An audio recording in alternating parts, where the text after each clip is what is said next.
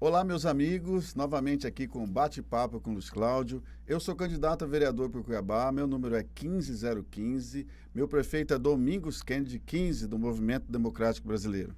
Nesse bate-papo a gente traz pessoas, personalidades, amigos do passado, do presente, que vão bater um papo bem interessante conosco aqui sobre tudo. E você pode acompanhar essa entrevista no YouTube, no canal Bate-Papo com Luiz Cláudio / o nome do entrevistado e também nas minhas mídias sociais. E hoje nós recebemos com muita honra aqui o nosso deputado federal, Emanuelzinho, do MDB.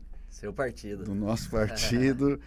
Muito bem. Como é que você está? Tudo bem, Luiz? Alegria participar aqui, conhecer essa nova face sua, apresentador de podcast, está indo muito bem. Eu acho que eu vou mudar de carreira. Não dá para conciliar os dois, ser apresentador de televisão, dá para conciliar.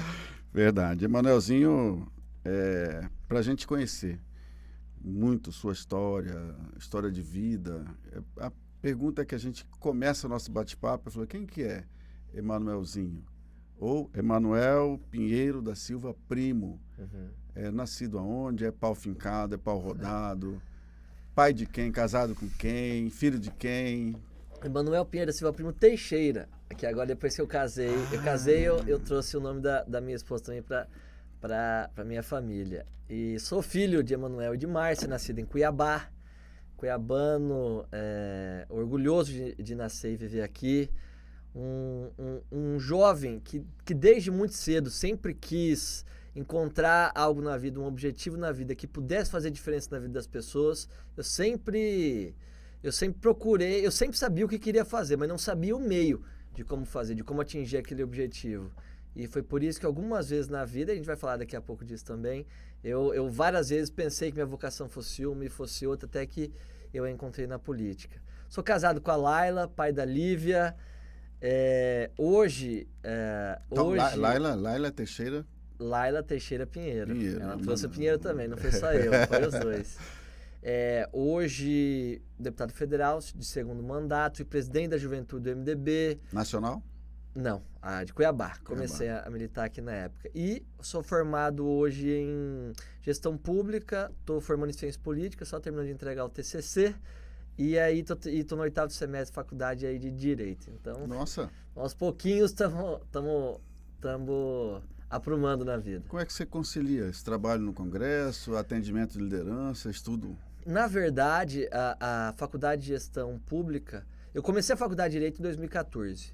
E quando cheguei no 6º semestre, eu tranquei, fui fazer gestão pública, assumi a presidência da juventude do MDB, não tinha mandato ainda, e comecei a rodar Cuiabá já com o intuito de uma pré-candidatura, não sabia se é época de vereador, ou de deputado estadual, ou de deputado federal, a fazer curso de qualificação na cidade por meio da Fundação Luiz Guimarães.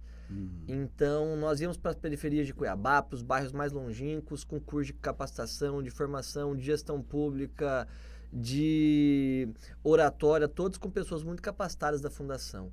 E nisso tínhamos certificados válidos, então assim, e reconhecidos. E isso foi uma abertura de portas para mim. E aí, então, depois eu entrei na faculdade de gestão pública, concluí a faculdade, e assim que assumi a candidatura, assumi o mandato de deputado federal, eu comecei... Na primeira vez? Na primeira vez, IAD, Faculdade de Ciências Políticas. Tive que trancar algumas vezes por causa da campanha, então foi sempre aos trancos e barrancos, mas graças a Deus estou conseguindo já me formar. E Direito também, mesma coisa. Fiz um tempo em Brasília, voltei para Cuiabá, depois voltei para Brasília de novo. E como eu disputei muitas eleições já em pouco tempo, disputei Federal 2018, Prefeito 2020, Federal 2022, eu tive que ir trancando aqui e fazia um semestre da outra até eu conseguindo me formar. Mas graças a Deus as coisas você não desiste do seu objetivo. Graças a Deus. Mas como é que começou a despertar isso na sua vida, Emanuelzinho? Você chegou de trabalhar com outros políticos, sem ser seu pai. Eu fui assessor de deputado Valtenir Pereira. Direto, assim? Direto. Como... Eu dirigia para o Valtenir, eu atendia a liderança do Valtenir, eu acompanhava o Valtenir no Congresso Andava Federal. o Estado com ele? Andava o Estado com ele. O Valtenir é um dos políticos mais trabalhadores que eu já vi. Domingo a domingo, segunda a segunda, não tem dia para ele, não tem final de semana. Então foi uma experiência muito interessante que eu acompanhei de perto. E é uma realidade que eu não conhecia. Eu conhecia a realidade do deputado Emanuel Pinheiro, que é deputado estadual, uma realidade local. O deputado Walter Nier era um deputado já muito consolidado enquanto deputado federal, já tinha 3 mandatos. À época ele tinha sido deputado do Brasil que mais tinha trazido emendas para o seu estado. Então foi uma experiência muito interessante ter convivido nos bastidores do Congresso Nacional por um tempo. E você sempre militou aqui no estado de Mato Grosso para ele? Você trabalhou com ele aqui ou Aqui você ia para Brasília? Eu acompanhava ele a Brasília. Você ia a Brasília? Ia, voltava. Que bacana. Aí começou a se inspirar aí? Foi aí também, na verdade, foi na campanha de prefeito do Emanuel Pinheiro. Tá, mas antes da gente falar de política, eu quero falar do Emanuelzinho lá do ginásio São Gonçalo? É lá do Colégio São Gonçalo. Na verdade, primeiro foi do Patronato Santo Antônio. Patronato aqui no Cospó. É. Aí foi, depois você foi para São Gonçalo. Depois eu fui para o Colégio São Gonçalo, na minha 6ª série, em 2007. E esse despertar para a vida religiosa, que você chegou a ir navegar nessas águas aí, fez... Foi. Na verdade, foi o seguinte, eu, desde pequeno, eu sempre fui muito afeiçoado às matérias teológicas e religiosas. Então, eu sempre, desde pequeno, eu lia a Bíblia, eu gostava de buscar entender as coisas do Antigo Testamento, entender por Adão e Eva, quem que era a descendência de Adão, qual era a descendência da humanidade em relação a Adão e Eva, se eles representavam só um símbolo ou se eles eram uma realidade material, o que eles significavam, e o mesmo sobre Davi e Golias, o mesmo sobre os profetas, sobre Isaías, sobre Jeremias e a turma toda. Isso, com o tempo, sempre ficou, acho que, guardado no meu coração e no meu inconsciente. Quando eu estava no Colégio São Gonçalo, em 2011, eu e um amigo meu chamado Lucas... E você tinha quantos anos, mano? Eu tinha 16 anos. Eu e um amigo meu chamado Lucas fizemos um retiro do colégio... Não, 2010, fizemos um retiro do colégio chamado Jornada. A jornada é um final de semana na Casa do Sonho, que é em Chapada Guimarães, se chama Casa do Sonho porque foi sonhado por Dom Bosco. Dom Bosco é o fundador dos Salesianos, é um santo italiano. E nós fizemos esse retiro e foi um retiro muito intenso. Você sente uma presença divina muito forte. Nós voltamos de lá, sabe, querendo de qualquer forma achar um meio de servir dentro da Igreja Católica, de seguir a Jesus Cristo. E naquele momento a gente entrou para pastoral. Eu falo sempre o Lucas porque foi sempre uma jornada muito em conjunto mesmo. A gente entrou para pastoral e fomos ser acólitos de São Tarcísio. E fomos acólitos de São Tarcísio, fiz parte do grupo da pastoral, me tornei acólito, né? Uma espécie de coroinha mais velho. E aí fui me apaixonando pela liturgia da igreja, estudando a história da Igreja Católica, fui me apaixonando e eu vi que eu queria divulgar aquela mensagem para o mundo. É mesmo o ímpeto da divulgação da Boa Nova. Então, eu com sempre rodeado de muitos padres, sempre convivi com muitos padres, vários amigos meus hoje são padres. Quando eu terminei o meu ensino médio, comecei a faculdade, conversando com eles, eu resolvi fazer o retiro vocacional da Arquidiocese de Cuiabá.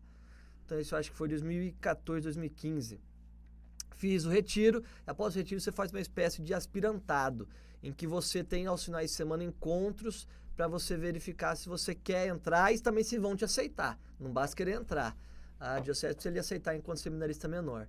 E aí eu tive, naquele momento eu estava muito convicto de que era isso que eu queria. Aí veio a campanha do prefeito e o reitor à época, o padre Reginaldo, eu pedi licença a ele, que tinha a campanha do prefeito Emanuel Pinheiro em Cuiabá. 2016, eu não tinha como não estar. Aí eu pedi licença do seminário, depois me envolvi na campanha e eu conheci um outro lado da campanha que eu não conhecia. Eu conheci o exercício do mandato. Eu não conhecia efetivamente a realidade da política, o movimento comunitário, a diferença na vida das pessoas que se faz, a expectativa que as pessoas têm no político, como que às vezes elas acreditam realmente que o vereador, que o deputado é a pessoa que pode mudar a realidade da vida dela, seja com o asfalto na frente da casa, que além de trazer dignidade e conforto, vai trazer valorização imobiliária, que o posto de saúde da esquina da casa dela é o mais próximo da casa dela, o outro é lá em outra região da cidade, que é aquele deputado ou aquele vereador que pode fazer a diferença. Eu me encantei com aquilo. Então acabou a eleição, eu não voltei para o seminário, conversei com o padre, falei que ia dar um tempo e acabei já assumindo a presidência da juventude do MDB e aí o resto é história. Bom, aí vem, né? Mas assim, voltando lá no passado, antes da gente avançar nessa linha cronológica sua aí, você é muito jovem, criança até, se acompanhando seu pai. Isso. Você vendo seu pai se reunindo com autoridades no gabinete, fora do gabinete, na casa dele. Isso. Ele é um anfitrião, um excelente anfitrião e gosta de conversar política o dia inteiro. Você vendo isso, esse jeito que ele faz política 24 horas, Isso também te inspirou? Falou assim, nossa, meu pai não para. Me inspirou depois de muito tempo. Porque no início, tudo que eu sabia na minha vida é que eu não queria ser político. Pô, ou justamente te incomodava. Justamente por ver esse excesso de trabalho da parte dele. Se o dia tivesse 25 horas... Ele estaria às 25. Se tivesse 42, 48, ele estaria às 48. Então, assim, esse excesso não era o que eu queria pra mim. Tempos depois eu vim entender que faz parte da paixão da vida dele. E quando você faz com paixão, deixa de ser um trabalho. E eu comecei a exposição me incomodava. A exposição me incomodava. Todo mundo sabia, aquele é o filho do deputado, aquele é o filho do deputado. Eu nunca gostei disso. Então eu nunca imaginei que eu fosse virar pro caminho da política. Nunca foi um sonho da minha vida. Nunca fez parte dos meus projetos. Surgiu num momento muito específico. Foi uma coisa assim que surgiu do dia pra noite e graças a Deus, Deus abençoe e deu certo. Aí você veio... seu pai ganhou a primeira eleição, em 2016. Foi naquele momento o grupo... Desculpe. E tem uma foto, até queria que você falasse um pouco sobre isso. Sua e de Elvis, olhando a posse do seu pai em 1 de janeiro de 2017. Uma foto em que vocês estão extremamente emocionados, os dois. O que passou na cabeça do Emanuelzinho naquele momento? Eu me lembro de ver que ele estava... Eu me lembro de sentir, eu me lembro bem dessa foto. Saiu na imprensa na época e tal. Me lembro muito de ver alguém, especialmente alguém que você ama tanto, realizar o sonho da vida dele. Eu me lembro, quando eu tinha 5 anos, meu pai foi candidato a prefeito de Cuiabá. Naquela eleição ficou em último. Foi o Roberto França ganhou a reeleição, foi acho que a Séries em segundo lugar pelo PT, o Wilson Santos na época pelo MDB em terceiro lugar, e Emanuel Pinheiro naquela época era deputado estadual, ficou em quarto lugar. Só que assim, aquilo deve ter sido um impacto pela época, mas eu lembro que esses percalços nunca mexeram com a convicção dele de que um dia ele seria prefeito de Cuiabá. Era o sonho da vida dele ser prefeito de Cuiabá.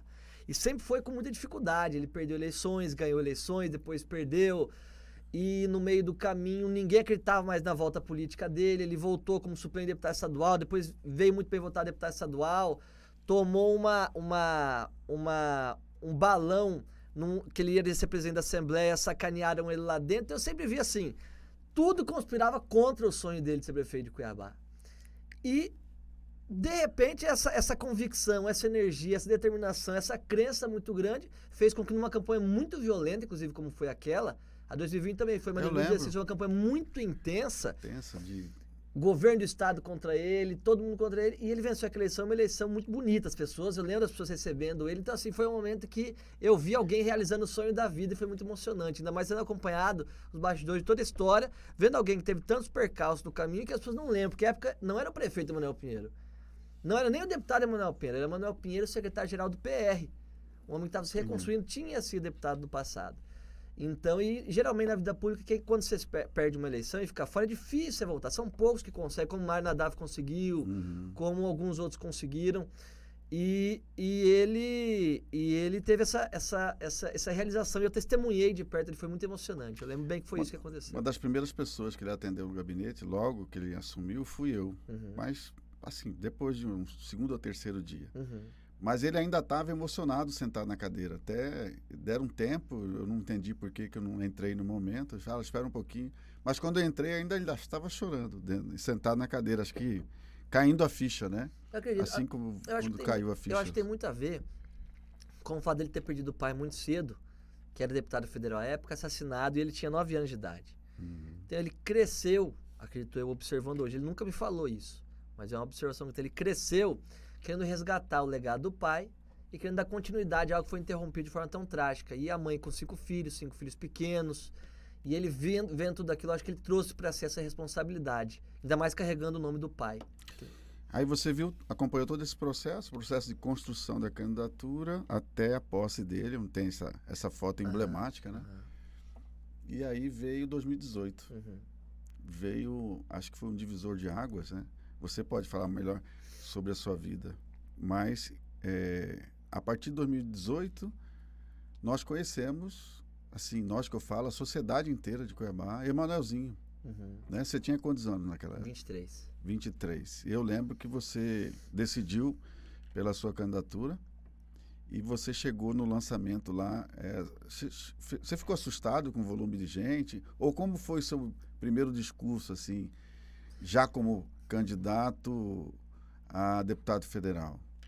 Veja, na época... Porque Só um parênteses, você tem muita facilidade de oratória. Essa oratória sua foi construída, não foi só na política, foi construída Isso. Veja, na dentro época, do seu estudo, lá eu dentro da lembro que igreja. Tá? havia uma tensão, eu vou falar aqui, os bastidores que você achar que deve passar, você passa. Vai passar tudo. Vai passar tudo, então vamos falar tudo. Bora. Jogo aberto. Havia uma tensão muito grande por parte do grupo político e da família para que eu não fosse candidato, porque achavam que os episódios que haviam ocorrido recentemente iriam fazer com que eu não fosse eleito.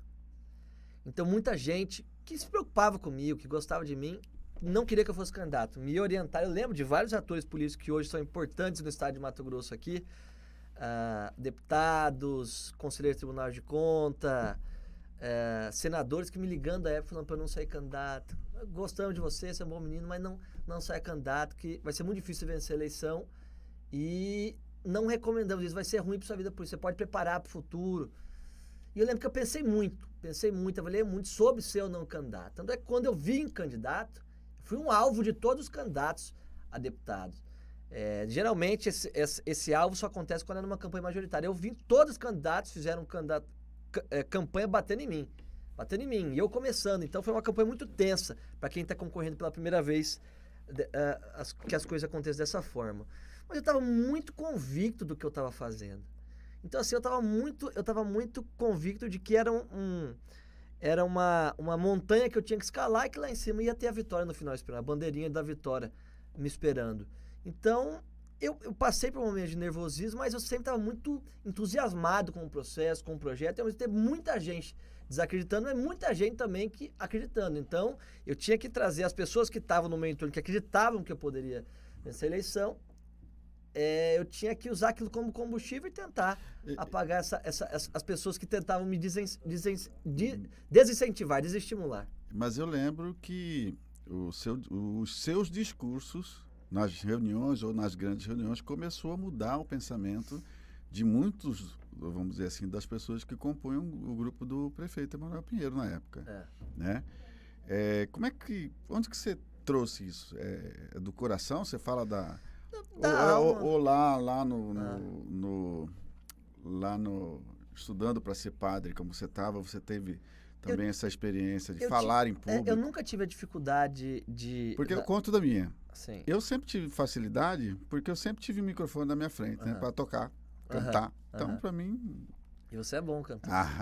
Depois vamos falar do Manuelzinho músico também, vocês não conhecem. Eu nunca tive facilidade, mas também nunca tive a timidez de falar em público, porque nesse momento da época da pastoral no Colégio São Gonçalo, eu fazia muitas palestras, em retiros na Casa do Sonho. É diferente o modus operandi de uma palestra num retiro religioso e de um discurso de campanha política com mais de 2, 3 mil pessoas. Mas, de certa forma, a experiência, o contato com plateia, público, veio daí. E, de certa forma, veio do coração. Também a vontade de provar o contrário, eu acho, naquela eleição deu muita motivação e gás para mim naquele momento, de provar para as pessoas que achavam que eu não fosse ser candidato. É interessante que era o seguinte, eu até conto para as pessoas muito assim, falava assim: Manuelzinho, você não vai ganhar a eleição por causa do seu pai. Você não vai ganhar a eleição por causa do seu pai. Não sabe que você não vai ganhar a eleição por causa do seu pai. Não vai ganhar a eleição por causa do seu pai. Ganhamos a eleição. Nos parabéns, ou as pessoas comentando depois, Manuel, só ganhou por causa do seu pai a eleição. Só ganhou por causa do seu pai. Então a gente nunca tem mérito. Não. Mas tá tudo certo, eu entendo que foi realmente uma eleição fruto da força também política da história do deputado Emanuel Pinheiro, que naquele momento era prefeito de Cuiabá. Eu tenho muito orgulho disso. Tenho muito orgulho de toda a história construída, de todas as ações que foram feitas, milhares de vidas foram transformadas. Só aqui em Cuiabá, o HMC, as pessoas não lembram, era um açougue a céu aberto. Era teto caindo toda hora que chovia. Matéria nacional em relação a isso. Fizemos HMC, Nico Baracate 1, 2 e 3, gestão Emanuel Pinheiro, e tantas realidades que transformaram a vida das pessoas. Não vamos falar ainda sobre isso, mas assim, você, quando termina um discurso, ou seja, no Congresso, ou para 2 mil pessoas, 3 mil pessoas, 5 mil, como eu já vi no Hotel Fazenda Mato Grosso, você se lembra exatamente do que você falou? Não. Então, esse é o fruto dos grandes oradores, sabe? Porque eles falam do coração. Não sei o que eu falei. Você tem que se reportar ao vídeo, você sabe os tópicos do que você vai falar. Eu preciso falar disso. E depois, o que você falou? Eu falei, não sei. Isso é uma coisa que acontece muito comigo, principalmente no Congresso, que eu já falei para a turma do nosso gabinete que eu não faço mais. Se eu tiver que ter meio que ensaiar um discurso, na hora sai tudo errado. Sai tudo errado. Todas as vezes que eu fiquei treinando como é que eu ia falar, embolava ideia com o outro. Então, eu tenho que assim, ter uma linha do direcionamento que eu tenho que falar, e aí é o que sai de linha, mim né? mesmo. Tem que ser verdadeiro, senão não sai, vira uma confusão e fica ruim pra caramba. E sua posse em Brasília? E a posse em Brasília... A primeira. Foi muito emocionante. Sim. Você é o dos mais jovens que já assumiu. Você já viu essa história? De Mato Grosso, nós somos o mais jovem da história. De Mato Grosso. Da história. O mais jovem antes tinha sido Luiz Soares. Ele tinha sido deputado estadual com 24 anos. Estadual, né? Estadual. Não foi federal. Federal, não sei dizer quem foi. Mas dentro de deputados no geral. De Mato Grosso, do Brasil naquela legislatura, a Luísa Canziani, que era correligionária minha do PTB, ela era do Paraná, ela era a mais nova com 22. O Kim Kataguiri de São Paulo, do União Brasil de São Paulo, na época DEM, era o segundo mais jovem com 22 e eu era o terceiro com 23. Acho que depois vinha a Tabata, talvez, Amaral, porque ela tinha 24 na época, algo assim. Hoje nós já estamos uma turma um pouquinho mais velha. Já não. E como que foi essa posse? Foi muito emocionante, sabe? Eu acho que assim, como eu convivi no Congresso Nacional como assessor de parlamentar, então eu tinha uma familiaridade com aquele ambiente. Para mim foi muito gostoso o sentimento de estar servindo ao povo de Mato Grosso, ter a oportunidade de tão jovem poder estar representando o Estado, mas o ambiente não era uma novidade muito grande, porque não era a primeira vez. Diferente de muitos deputados que estão ali, ele disputou a eleição, é aquela primeira vez que ele está ali, inclusive, dentro do plenário. O nosso não era o caso. Mas não pode dizer que não foi emocionante, porque foi demais da conta. E o que sempre me motivou muito foi ter que provar o contrário às pessoas. Toda vez que eu tenho um desafio, se eu estou sendo desafiado, eu rendo muito mais. Se eu estou numa certa zona de conforto, eu não rendo o que eu deveria. Então eu comecei aquele mandato muito focado em ter que provar o contrário e tal. Não que tenha que depender de viver da opinião das pessoas, mas um rapaz de 23 anos, a forma como eu apanhei naquela eleição, eu queria muito provar o contrário. Eu acho que uma parte do caminho tá sendo consolidada. E o tempo é o senhor da razão, né? Exatamente. E aí veio a segunda eleição. A segunda eleição, Que seria Na verdade, no meu caminho teve a eleição de Várzea Grande, né? Eu fui candidato a prefeito de Várzea Grande. Foi candidato a prefeito em Várzea Grande. Foi. E essa decisão? Essa decisão foi o seguinte, naquele momento... nós enxergávamos que havia em Várzea Grande 2 grupos políticos. Várzea Grande é uma cidade que não tem segundo turno ainda, né? Só Cuiabá e Mato Grosso em segundo turno. E havia o grupo dos campos e o grupo anticampos. Basicamente era isso na Várzea Grande. E as pesquisas mostravam que as pessoas esperavam e podiam esperar por isso prender uma terceira via que pudesse sair dos dois nichos que se apresentavam ali. E nós colocamos a cara. O que faltou muito naquela eleição, além de eu acho que não fosse o momento, eu não era o cara, talvez, daquele momento para representar esse sentimento, até porque, por ter sido deputado e muito próximo do senador Jaime Campos no Congresso, confundiu um pouco a cabeça das pessoas de que eu poderia estar ali como candidato do senador Jaime, coisa que nunca aconteceu. E as pessoas que estavam ouvindo sabem disso, sempre foi o contrário. Mas eu não me arrependo em nenhum momento. Eu acho que as propostas que nós tínhamos para Várzea Grande naquele momento, em relação aos terminais de ônibus, em relação às obras do BRT ou do VLT, em relação à solução do problema da água que nós tínhamos em Várzea Grande, em relação à construção das novas UPAs para a cidade, no Jardim Glória, porque hoje tem uma no Ipaze e uma no Cristo Rei, nós queríamos levar uma para o Jardim Glória. E como deputado federal, eu tinha passado 1 ano e meio no Congresso, eu sabia um pouquinho dos caminhos, como fazer para poder transformar a Várzea Grande. Mas paciência, tudo na vontade de Deus, vontade do povo, o povo escolheu e foi com sinceridade, uma derrota muito saudável. Eu sei que eu fiz o máximo que eu podia, se o povo não aceitou, não tenho que ficar chorando. É bola pra frente, eu tinha que concluir meu mandato como deputado federal. Diz a lenda que lá é um pouco diferente, né? Que você atravessa a ponte, já é outra realidade. A cultura política de Várzea Grande é muito diferente de Cuiabá, é uma cabeça... É mais do interior mesmo. Cuiabá, você sai daqui num Volvo, chega lá num Fusca. É muito diferente. Mas Várzea Grande é uma cidade que tem um potencial muito grande. Nós precisamos ter um governador em Mato Grosso que pegue Várzea Grande e puxe Várzea Grande para o potencial que ela pode ter. porque a arrecadação de Várzea Grande é muito baixa. Se você for levar... Mas ela era cidade industrial no passado. Era, no passado. Perdeu essa característica. Se você busca, eu lembro que eu estudei muita época, a arrecadação do ISS e do IPTU, são as duas principais formas de arrecadação de Várzea Grande, é muito baixa a arrecadação. Então, se você não tiver um projeto junto ao governo do estado que promova o investimento, não de curto prazo, mas de médio e longo para Várzea Grande, seja reindustrializando, seja trazendo o parque industrial, fortalecendo o parque tecnológico, para que Várzea Grande cresça organicamente, ela tem muita tendência, muito bem sucedida no futuro. Eu acho também que ela tem que resolver alguns problemas básicos, né? Hoje fala-se muito da água. Como é essa questão da água em Várzea Grande? Realmente não chegava na torneira, as pessoas tinham que comprar caminhão-pipa, mas isso está se encontrando solução agora, parece, né? Teve uma nova estação de tratamento de água que a prefeita Lucimar, à época, começou a construir, o prefeito Calil terminou. Nós tínhamos, à época, um projeto de instalar uns novos pontos de captação de água, fazer uma nova estação de tratamento de água lá no São Mateus, íamos ter um reservatório apoiado, e como ela é uma parte mais alta da cidade, nós íamos distribuir por gravidade e fazer toda gastando menos energia, e fazendo toda uma revisão do sistema de tubulação da cidade. Era algo que poderia vir a dar muito certo, tendo a parceria do governo do estado, do governo federal. Nós estudamos muito à época, eu trouxe muitos especialistas para estudarem comigo esse problema, até porque a privatização à época, a gente via que não era um desejo muito grande da população, por mais que eu acho que talvez poderia ser uma solução, mas é algo muito complexo. Aqui em Cuiabá deu certo. Isso foi 4 anos atrás que eu estudei isso. Hoje já se passaram 4 anos, eu não sei mais exatamente a realidade tão nos pormenores como aquela época. Mas é um problema muito grave que precisa, um governador, se quisesse mesmo, um governador, e pegasse, juntasse 300, 400, R$500 milhão que fosse, fizesse um projeto, chamasse o prefeito, chamasse a bancada federal, chamasse deputados federais, senadores, reunissem o time, vamos alocar todo mundo, vamos resolver esse problema de Várzea Grande, resolvia, mas ainda não tivemos esse líder a nível de estado que pudesse fazer. O prefeito sozinho não dá conta. Não dá conta, né? Aí vamos para a segunda eleição. Isso. Acho que foi mais tranquila, você estava mais maduro. Com quantos anos já estava? Já estava com 20... Foi em 2022, estava com 27 anos. 27 anos, 27 mais tranquilo, e foi uma eleição tranquila a certo ponto, né? Claro, toda eleição é desgastante. Eu fui muito atacado já no sentido estratégico. Mas você teve mais votos nas regiões. Em todos os municípios. Em todos os municípios. Mas eu fui muito atacado do ponto de vista que o governador Mauro Mendes, naturalmente, disputa política, querendo nos derrubar, porque eu sabia que eu era o único que poderia vir a fazer oposição a ele.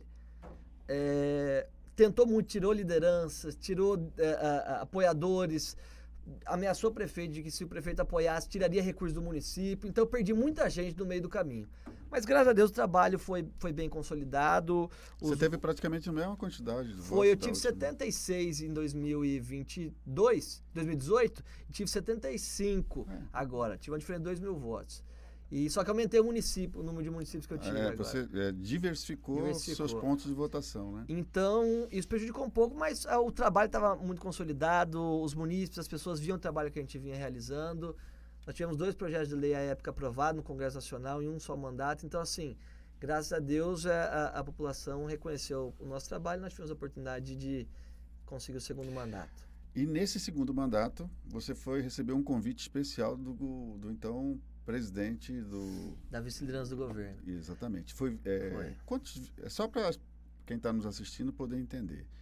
A bancada lá é composta de quantos vice-líderes? Existe um líder? Existe um líder, deputado Zé Guimarães, do PT da Bahia. Ele é o líder... Do PT da Bahia não, do PT do Ceará. Ele é o líder do governo federal. Quantos vice-líderes tem? Nós temos 513 deputados. Dos vice-líderes, você tem um time de 8 vice-líderes que são ali o primeiro, os mais próximos, e tem mais 7, se eu não me engano. Então, são no total 15, cada um com uma missão específica.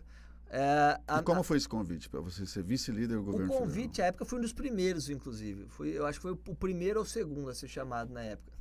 O líder Zé Guimarães estava junto com o líder do MDB, o deputado Isnaldo Bulhões, falando que o governo avaliava alguns nomes das bancadas dos estados para que pudessem ajudar na articulação do governo. E que eles viam no meu nome como um nome mais apto em Mato Grosso, e que eles tinham já visto defesas minhas em comissões, porque eu também tinha sido presidente da Comissão de Segurança Pública e Combate ao Crime Organizado na Câmara.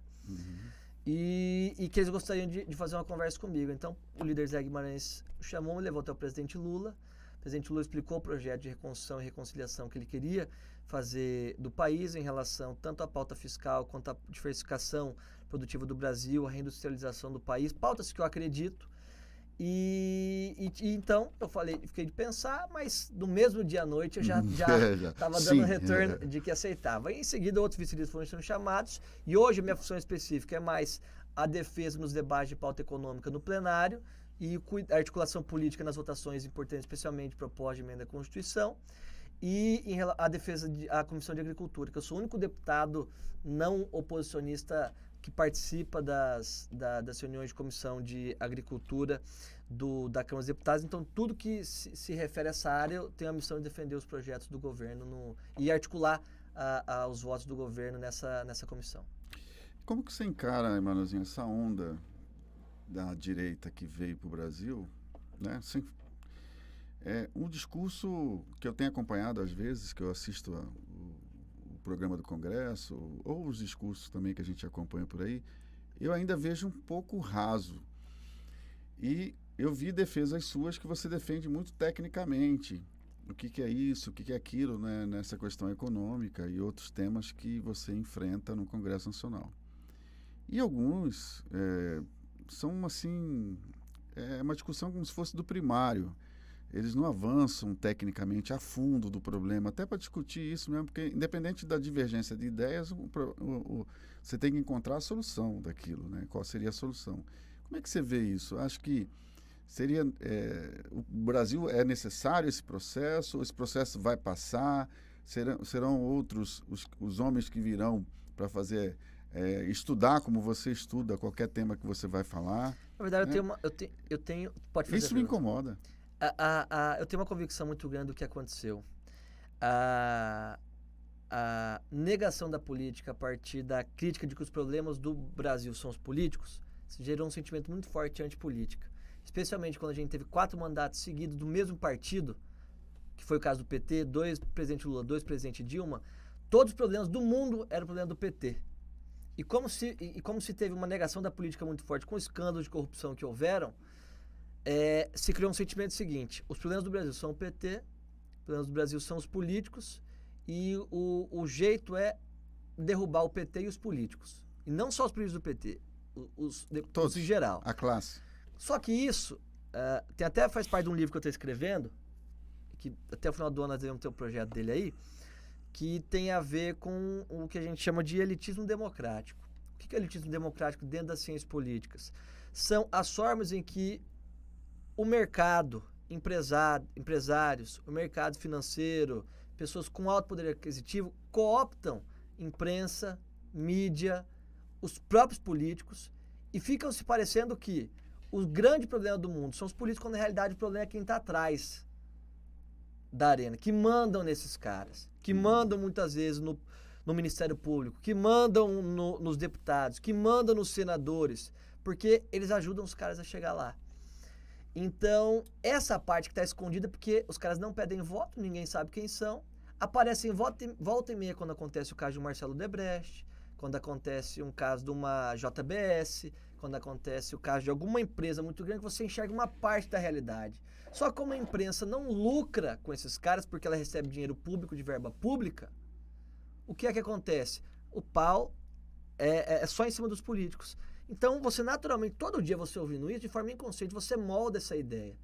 E você não raciocina isso, você não racionaliza, você sente isso. Essa indignação, essa revolta, essa raiva. Então, quando aparece alguém propondo-se contra tudo isso que está aí, você concorda.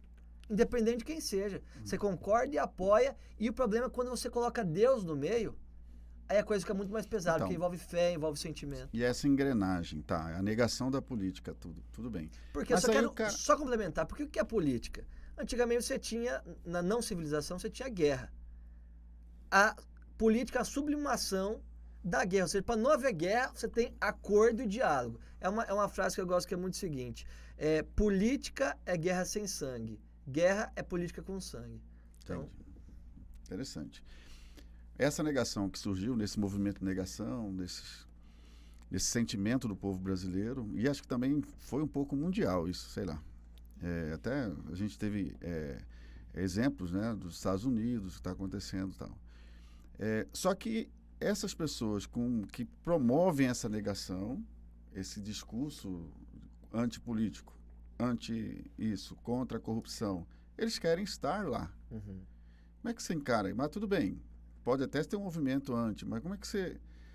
Essas pessoas que eu falo para você, que às vezes têm um discurso raso, que não entende do que é política realmente, apenas se nega a estar nesse ambiente democrático, querem o poder também. É porque elas deixaram de acreditar, as pessoas deixaram de acreditar que a salvação vem de Deus e eles acham que a salvação vem da política. O Deus do passado, que havia na civilização, que era liderado pela influência da Igreja Católica, hoje as pessoas colocam toda essa salvação na política. Então o cara, ele bate no político, como se o político fosse o capeta, porque ele acredita que quando ele estiver lá, ele é que vai salvar todo mundo. Isso no passado, como eram monarquias e democracia representativa não vigorava como ela vigora hoje, as pessoas tinham uma escatologia, uma esperança do céu e tudo mais. Hoje não, é tudo muito imediato. Então, as pessoas acreditam que está lá, eles têm o sentimento, para quem não é vocacionado, para quem é aventureiro, ele tem o sentimento que ali é o topo do mundo. E não é. Ali é uma forma de você contribuir. Mas desse bolo vem as bizarrices, né, Manuelzinho? Aí vem, aparece tudo. Vem gente querendo falar com o extraterrestre, fazendo sinal com o celular, né? A nave espacial descer. Ou que a Terra é plana, né? Que chegar ali você vai cair num buraco. Essas coisas que eu não entendo. Como é que é neurociência? A massa é movida assim? Difícil de entender, viu? Eu não consigo entender. A gente olhando sobre todos os pontos de vista, sociológico, psicológico, psicanalítico, é difícil você compreender realmente o que acontece para chegar no ponto de coisas que são a substância da realidade e você querer negá-la. É difícil explicar mesmo. E a gente não sabe nem se vai passar, né? Isso é uma onda que vai...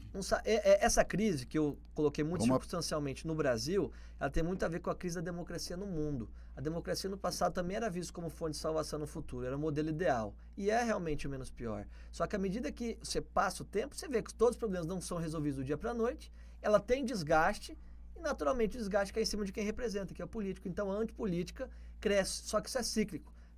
1989, ele sendo presidente da República, todo mundo era bandido, quem era bom era o Collor, que era caçador de Marajá, que era isso, que era aquilo. As coisas são cíclicas. 30 anos antes tinha havido também Jânio Quadros, quando veio com a vassourinha, para varrer a corrupção. É cíclico, essa coisa acontece. Agora, dessa vez, a impressão que passa é que ela tem uma malícia um pouco maior, uma certa forma, uma maldade um pouco maior, a ponto de você destruir tudo e todos mesmo por causa disso. Porque você realmente acredita que você está combatendo o mal e que você está com Deus do seu lado. Então, isso é muito... Chega a aparecer as religiões extremistas que... Eu não estou falando dos cristãos, estou falando das pessoas que são fundamentalistas, mesmo a ponto de desejarem a morte das pessoas. Eu vejo, por exemplo, vi vários vídeos já de pessoas, parentes que têm famílias que não gostam do presidente Lula, o que é um direito, aí falando que põe a música de plantão no Jornal Nacional e falando que o presidente Lula morreu.